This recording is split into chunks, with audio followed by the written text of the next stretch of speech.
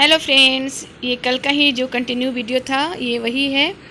तो आप लोग देखिए, आज 10 तारीख है, 10 सितंबर, और बाहर देखिए कितनी कड़क धूप है। आज बहुत ज़्यादा धूप है और आज जितिया है। आज हमारा फास्टिंग भी है, निर्जला, और धूप कड़क है। और देखिए शायद बारिश हो में भी, क्लाउड तो हल्का हल्का दिख रहा है, बट पता नहीं बारिश होती है कि नहीं होती है। तो फ्रेंड्स, ये वीडियो पूरा देखिएगा। इसमें जितिया का कथा भी है, पारण भी है। पारण मैंने कैसे किया है पूरा मैंने दिखाया है। तो प्लीज़ वीडियो को पूरा देखिए और इन्जॉय करिए। हेलो फ्रेंड्स, कैसे हैं आप सब? स्वागत है आप सबका मेरे चैनल पर। और आज का डेट है 10 सितंबर और दिन है गुरुवार। और आज हम लोग का है हमारे यहाँ है जितिया जिसे बोलते हैं, वो व्रत है। और आज मेरा उपवास है, तो आज मैंने उपवास किया हुआ है। और अभी मैंने आप लोग को दिखाया ना, देखो अभी 2 नहीं 2:30 बज रहे हैं और वेदर कितना मतलब गर्म है एकदम। 2 दिन से बहुत मतलब धूप खिली हुई है। कल तो रात में थोड़ी सी बारिश हुई थी, बट अभी फिर से वापस से सुबह से इतना कड़क धूप, बादल आ रहे हैं, बट मे भी बारिश हो या ना, पता नहीं होगी नहीं होगी। बट वेदर तो गर्म है, गला सूख रहा है। तो आज व्रत है। और इस व्रत में क्या होता है, इसमें भी मैंने कल ही आप लोग को बताया था कि पूरा निर्जला व्रत करते हैं हम लोग। कुछ भी खाना पीना नहीं है। कल रात का मैंने दिखाया था, रात में मैं चाय पी थी, और जो मैं ओटगन बनाई थी थोड़ा सा उसमें भी से भी खाते हैं, अलग से जो मैंने बनाया था, और ठेकुआ उसमें से थोड़ा सा मैंने खाया था बस। उसके बाद चाय पी और उसके बाद से कुछ नहीं। और ये व्रत खुलेगा मेरा कल, मैंने आज हाँ कल सुबह में ये व्रत मैं खोलूंगी। आज रात से ही मैं 3 बजे 3 साढ़े 3 से उठ करके फिर से अच्छे से अपना ब्रश करके नहा वहा करके मैं खाना बनाऊंगी। जो खाना हम लोग पहले देते हैं, जो बोलते हैं ना चिलो सियारो को, जिसको मैंने कल दिखाया ना, अभी आपको लास्ट वीडियो में दिखाया कि मैंने वो जो ओठंगन दिया था, उसी टाइप से पहले खाना देते हैं, फिर वो खाना वही खाना फिर हम लोग बाद में हम लोग खुद वो खाना लेते हैं। और बहुत सारे लोगों के यहाँ ये जितिया में बहुत बड़े से पूजा भी होती है, जैसे हम लोग तीज में पूजा करते हैं उसी तरह से चौकी लगा करके अच्छे से पूजा होती है, बहुत अच्छे से कथा होती है, कहानी होती है, सब लोग करते हैं। बट मेरे यहाँ ऐसा नहीं होता। मैं अपने घर का बता रही हूँ, मैं जैसा करती हूँ वो मैं बता रही हूँ कि मेरे यहाँ ऐसा नहीं होता है। बस मेरे यहाँ क्या है कि अभी मुझे दिन में कुछ भी नहीं करना है, कुछ भी नहीं, बस शाम में मैं नहाऊंगी। अभी वापस से सुबह नहाई थी, फिर अभी शाम में फिर नहाऊंगी, नहा के कपड़े चेंज करके।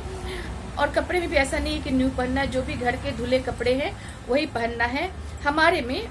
और बस घर के धुले कपड़े पहनकर पूजा करना है शाम में। और ज्योतिया होता है, ज्योतिया मतलब एक धागा होता है, वो हम पहनते हैं। बहुत लोग मोती का, गोल्ड का भी बनाते हैं, तो लेकिन गोल्ड का नहीं है मेरे पास धागा का है, जो हर साल न्यू पहनते हैं। तो मेरे पास वो है, वो मैं आप लोग को सामने दिखाऊंगी वो कैसा होता है। वो धागा हम पूजा करेंगे। उसके बाद एक किताब है ज्योतिया का, वो मैं पढ़ूंगी, कहानी पढ़ूंगी, और जहां तक हो सकेगा तो कहानी भी थोड़ा बहुत आप लोग को सुनाऊंगी।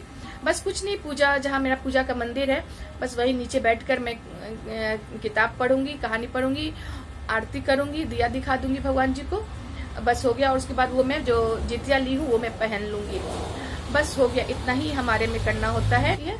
तो मैं जो शेयर कर रही हूँ, जो मैं करती हूँ, जो मेरे यहाँ होता है, बस वही। तो बने रहिएगा आप लोग मेरे साथ। और बस नहा कर रेडी हो जाऊंगी, पूजा करने लगूंगी, उस समय मैं आप लोग के साथ मिलूंगी। तब तक बने रहिएगा मेरे साथ। ये जितिया यहाँ मुंबई में इसी टाइप का मिलता है।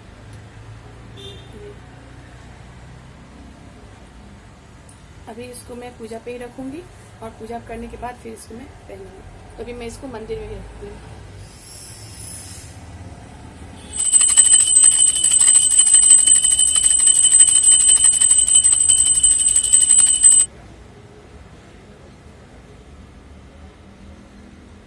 कहानी पढ़ ले रही हूँ।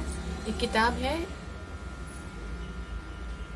ज्योतिया का, हाथ में थोड़ा सा चावल लेकर मैं ये कहानी पढ़ ले रही हूँ। बच्चे भी व्याकुल हो चुकी थी, उसका पुत्र मर चुका था। वो रोती हुई कहती थी, हाय मुझ बूढ़ी माता के सामने मेरा बेटा मरा जा रहा है। उसका रुदन सुनकर जब जीमूत वाहन का तो मानो हृदय विदीर्ण हो गया।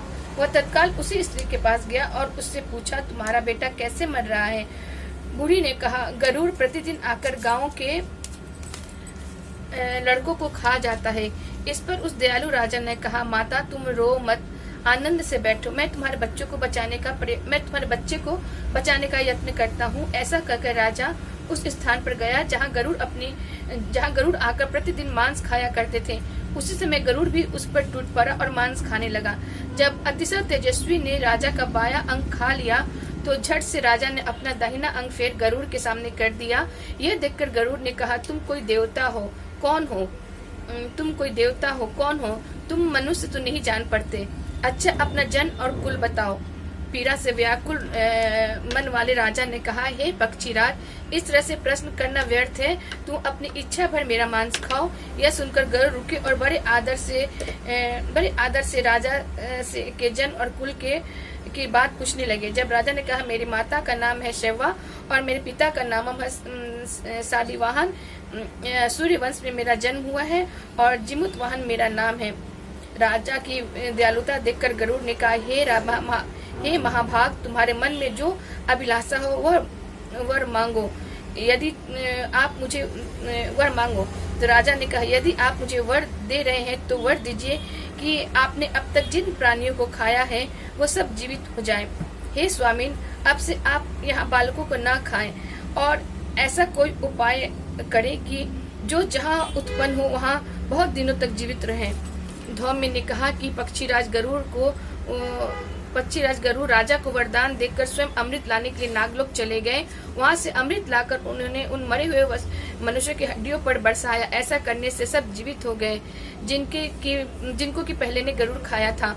राजा के त्याग और गरुड़ की कृपा से गांव वालों का कष्ट दूर हो गया। उस समय राजा के शरीर की शोभा दुगनी हो गई। राजा की दयालुता देखकर गरुड़ ने कहा, मैं संसार के कल्याणार्थ एक वरदान दूंगा। आज अश्विन कृष्ण सप्तमी से रहित शुभ अष्टमी तिथि है। आज ही तुमने यहाँ की प्रजा को जीवन दान दिया है। हे वत्स, आज से यह दिन ब्रह्म भाव हो गया है। जो मूर्ति भेद से विभिन्न नामों से विख्यात है, वही त्रिलोक से पूजित दुर्गा अमृत प्राप्त करने में जीवित पुत्रिका कहलाई है।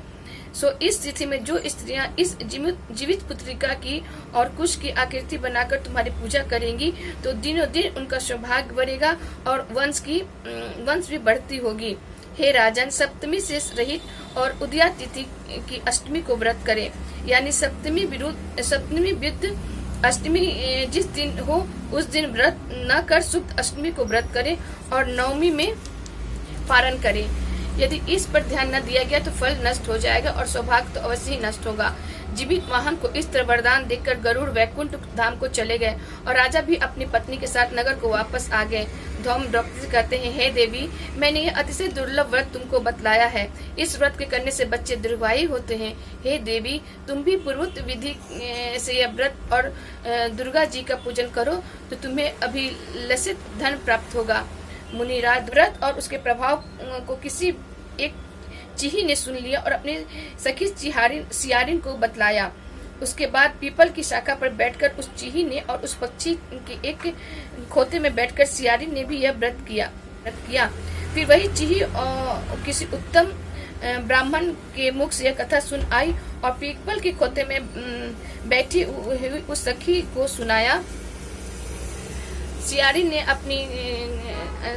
ने आधी कथा सुनी थी कि उसे भूख लग गई और वह उसी समय सौ से भरे शमशान में जा पहुंची। वहां उसने इच्छा भर मांस का भोजन किया और चीही बिना कुछ खाए पिए रह गई और सवेरा हो गया। सवेरे वह गौशाला में गई, वहां से गौ का दूध पिया। इस तरह नवमी को उसने पारण किया। कुछ दिनों बाद वे दोनों मर गए और अयोध्या में किसी धनी व्यापारी के घर में जन्मी। संयोग से उन दोनों बहनों का जन्म एक ही घर में हुआ, जिसमें सियारिन ज्येष्ठ हुई और चीही छोटी। वे दोनों सभी शुभ लक्षणों से युक्त थी, इसलिए बड़ी लड़की काशीराज के और उसकी छोटी उसके मंत्री के साथ गृहपति अग्नि के सामने विधि पूर्वक ब्याही गई। पूर्व जन्म के कर्म से वह मृगनयनी रानी हुई। जिस किसी भी संतान को उत्पन्न करती वो मर जाती थी। और पूर्व जन्म की बातों को स्मरण करने वाले मंत्री की पत्नी के अष्टवसुओं से सदृश तेजस्वी 8 बेटे उत्पन्न किए और सभी जीवित रह गए। अपनी बहन के पुत्रों को जीवित देखकर ईर्ष्यावश राजपत्नी ने अपने स्वामी से कहा, यदि तुम मुझे जीवित रखना चाहते हो तो इस मंत्री के सभी पुत्रों को उसी जगह भेज दो जहाँ हमारे बेटे गए हैं, अर्थात इन्हें मार डालो। यह सुनकर राजा ने उस मंत्री के पुत्रों को मारने के लिए कई प्रकार के उपयोग किए, पर मंत्री पत्नी ने जीवित पुत्रिका के पुण्य बल से बचा लिया। एक दिन राजा ने अपने आदमियों से उन पुत्रों को सिर कटवाकर पिटवारी में रखवाया और वह पिटारे उसकी माता के पास भेज दिया। वे 8 सिर बेश कीमती जवाहरात हो गए और भले चंगे हो 8 लड़के अपनी माता के पास आ गए। उनको जीवित देखकर राजपत्नी को बड़ा विस्मय हुआ। अंत में वह मंत्री पत्नी के पास गए। उसने पूछा, बहन, तुमने कौन सा ऐसा पुण्य किया है जिससे बार बार मारे जाने पर भी तुम्हारे बेटे नहीं मरते? इस पर मंत्री की पत्नी ने कहा, पूर्व जन्म में एक चिही थी और तुम सियारिन। हमने और तुमने 7 जीवित पुत्रिका का व्रत किया था। तुमने व्रत के नियमों का पालन सही भांति नहीं किया था और मैंने किया। इस दोष से हे बहन, तुम्हारे बेटे जीवित नहीं है, तुम्हारे बेटे नहीं जीते। ओ राजरानी, अब भी तुम उस जीवित पुत्रिका व्रत तो करो और तुम्हारे बेटे दीर्घायु होंगे। मैं तुमसे सच सच कह रही हूँ। उसके कथानुसार रानी ने व्रत किया। तभी से उसके कई बेटे सुंदर और दीर्घायु होकर बड़े बड़े राजा हुए। सूत जी कहते हैं, इस प्रकार का आनंद देने वाला मैंने यह दिव्य व्रत बतलाया। स्त्रियां चिरंजीवी संतान चाहती हो तो विधि पूर्वक यह व्रत करो। तो जैसे उनका बच्चा दीर्घायु हुआ, भगवान जीवित वाहन सब पे अपना आशीर्वाद बनाए और सबके बच्चे, सभी माओ के बच्चे दीर्घायु हो। तो सभी बोलिए जितबंधन देसाई की जय, दुर्गा माता की जय।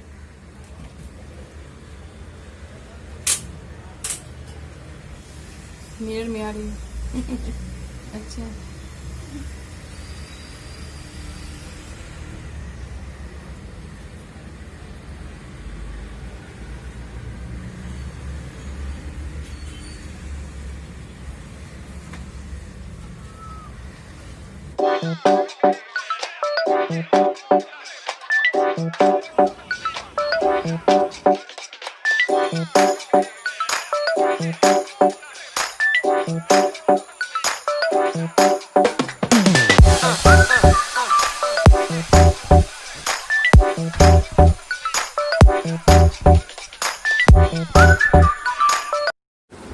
पूजा हो गया मेरा। ये देखिए, ये वाला जीतिया मैंने पहना, ये जीतिया होता है, ये मैंने पहना है और पूजा हो गया। बस ऐसे ही सिंपल तरीके से पूजा होता है हमारे यहाँ। और जैसा मैंने किया है अभी, बस जितिया, ये जो जितिया था इसको पूजा मंदिर में रखी थी मैं, और बस पूजा करी, कथा किताब पढ़ ली, उतना ही तक होता है। आरती कर दी, आरती, बस इतना ही पूजा होता है हमारे यहाँ। और बस अब आगे अभी कुछ नहीं करना है। अब सुबह उठूंगी 3 बजे, वापस से उठूंगी 3 बजे और खाना बनाऊंगी, मतलब प्रसाद बनाऊंगी। खाना ही होता है, सारा प्रसाद जितना होगा वो बनाऊंगी, तो वो शेयर करूंगी आप लोग से। तो बस, तो ये वाली साड़ी पहनी है मैं, ये नेवी ब्लू कलर है। इसके लिए मैंने ये ब्लू कलर का नेल पेंट भी लगाया हुआ था। कल ही लगाई थी क्योंकि मुझे पता, मैं सोच रखी थी कि मैं यही साड़ी पहनूंगी, इसलिए मैंने ये नेल पेंट लगाया था मैंने, मैचिंग।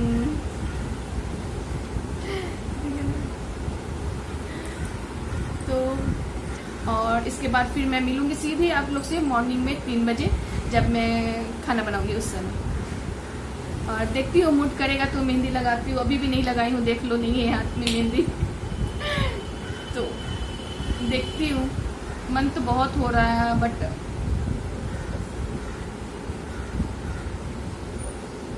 देखते। Good morning. अभी सुबह के बज रहे हैं 4 नहीं 4:15 हो गए होंगे। और इधर मैंने दाल चढ़ा दिया है, चना का दाल है, इधर कुकर में मैंने चढ़ा दिया, आप देख लो। और अभी मैं इधर चढ़ाने वाली हूँ, घुगनी बनाऊंगी चना का, खीरा और चना है। और ये देखिए, रात में चिंकी ने मेहंदी लगा दिया था मुझे, सो गई थी मैं, तो फिर उसने किसी भी तरह से बोली, मम्मी आप बहुत हाथ हिला रहे थे, तो उसने लगा दिया है मुझे मेहंदी। पीछे का तो अच्छा लगा है, आगे का भी ठीक ठाक है, लग गया। तो अभी मैं ये कर लेती हूँ।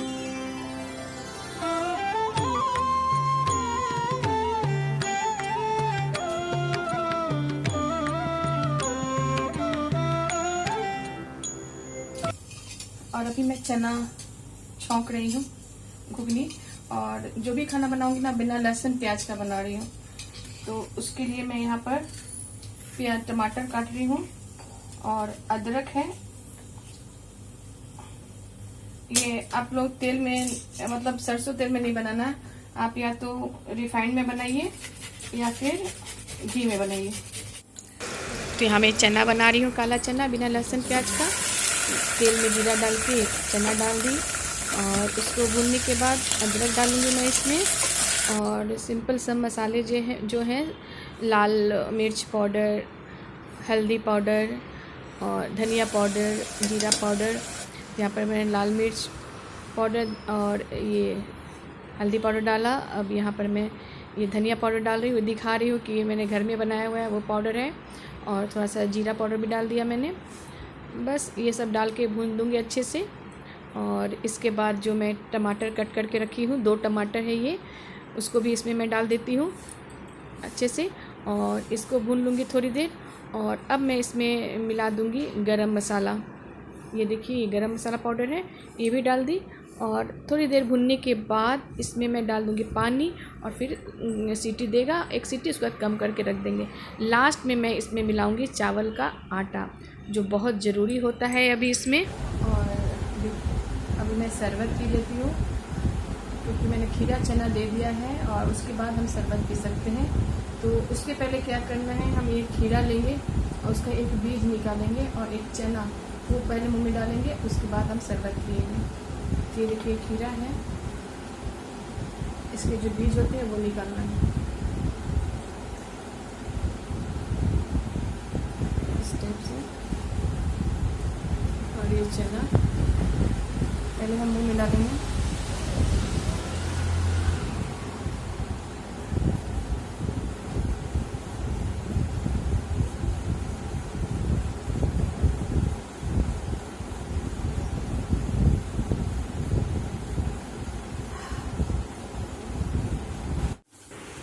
अब यहाँ मैं झींगी छौंक दी हूँ, कढ़ाई में तेल गरम करके जीरा डाल के, और बस झींगी को छौंक दिया मैंने। और अभी मैं इसमें सिर्फ लाल मिर्च पाउडर और हल्दी पाउडर डाल के रख दूँगी। नमक इसमें मैं बाद में डालूँगी, क्योंकि झींगी जो है अभी ज़्यादा दिख रहा है, ये कम हो जाता है, तो नमक का अंदाज़ स्टार्टिंग में नहीं लग पाता है, तो इसलिए मैं नमक इसमें मैं बाद में ही डालती हूँ। तो अभी बस मैं हल्दी पाउडर और लाल मिर्च पाउडर डाल के छोड़ दी, ढक्कन लगाकर इसको छोड़ देंगे थोड़ी देर। और थोड़ी देर बाद देखिए कितना पानी छोड़ दिया है ये, और क्वांटिटी भी कितनी कम हो गई। तो अब हम इसमें अंदाज से नमक डाल देंगे। तो चलिए इसमें मैं नमक डाल देती हूँ, ऐड कर देती हूँ। यहाँ देखिए अंदाज से मैं नमक डाल दी, क्योंकि अभी ये और कम हो जाएगा अच्छे से। जब पक जाएगा, इसका पानी पूरा सूख जाएगा, तो ये और थोड़ा कम हो जाएगा। तो उस अंदाज से मैंने इसमें नमक ऐड कर दिया है। और बस इसको थोड़ी देर और ढक के इसको पका लूँगी। और ये बहुत जल्दी पक जाता है, ज़्यादा टाइम नहीं लेगा। इसका पानी सूखेगा, बस ये बनके तैयार हो जाएगा। और अब इसके बाद मैंने यहाँ पर देखिए बैंगन लिया है, बैंगन को पतले पतले स्लाइस में कट कर लिया है मैंने। और यहाँ पर आलू को भी स्लाइस कर लिया, क्योंकि मैं इन दोनों के पकौड़े बनाऊंगी। और मैंने जो काला चना बचा था उसको भी पीस के रख लिया है मैंने, उसका भी पकौड़ी बनाऊंगी। और यहाँ पर मैंने बेसन का घोल तैयार किया है, बस नमक, हल्दी और लाल मिर्च पाउडर डाल के। और यहाँ पर देखिए पहले मैं आलू का बना रही हूँ, आलू के पकौड़े तल रही हूँ मैं। और आलू का जब हो जाएगा बन के, ये देखिए आलू का हो गया है, तो इसको मैं निकाल लेती हूँ। और फिर अब मैं डालूँगी इसमें, ये बैंगन है, तो जितना आएगा एक बार में उतना डाल के बैंगन का भी पकौड़े बना के मैं निकाल लेती हूँ। यहाँ देखिए बस इतना ही डालूँगी। और ये सब हो चुका है। तो अब ये देखिए चना जो मैंने पीसा था, काला चना, उसमें भी बस हल्दी और मिर्च, नमक डाल के, थोड़ा जीरा, इसका भी मैं पकौड़ी बना के तैयार कर लेती हूँ। यहाँ देखिए इस टाइप से थोड़े चौड़े चौड़े करके, कि जल्दी ये भी पक जाए। तो ये भी पकौड़े में बना के तैयार करके रख लेती हूँ। तो चलिए पकौड़े बन के हो चुके हैं। तो अब मैं चना देखती हूँ। तो यहाँ पर देखिए चना बन के एकदम तैयार हो चुका है, एकदम परफेक्ट पक गया है। तो अब क्या करेंगे हम लोग, ये चावल का आटा है, ये आज हमें इसमें डालना बहुत ज़रूरी होता है। हम लोग इसको चौरठ भी बोलते हैं। तो इससे क्या होता है, थोड़ा ग्रेवी थोड़ा थिक हो जाता है, क्योंकि इसमें कुछ भी प्याज लहसुन नहीं पड़ा है। तो ये डालना आज बहुत ज़रूरी रहता है। डाल के थोड़ी देर इसको पका के गैस का फ्लेम बंद कर देंगे। तो ये तैयार हो गया, ये भी सारा खाना बन चुका है। अब चलते हैं फटाफट से प्लेट लगाते हैं, 6:15 होने वाला है, तो फटाफट प्लेट लगा लेते हैं। चलिए, तो यहाँ पर मैंने प्लेट लगा लिया है। एक ही प्लेट में सब कुछ निकाल लेते हैं, सब कुछ, और बस पकौड़े के लिए अलग प्लेट लेते हैं। और बस अब इसको पूजा के लिए निकाल लेंगे, फिर हम लोग भी अलग प्लेट में ले लेंगे सब लोग। और मैं इनके लिए भी, बच्चों के लिए भी, सबके लिए निकालूंगी। पहले बच्चों को मैं खुद अपने हाथ से खिलाऊंगी और उसके बाद फिर इन लोग को अलग से दे दूंगी। तो चलिए, ये था मेरा आज का जितिया स्पेशल ब्लॉग। आप लोगों को कैसा लगा? अगर अच्छा लगा हो तो वीडियो को लाइक और शेयर और सब्सक्राइब भी करिएगा। फिर मिलते हैं नए वीडियो में। Bye bye.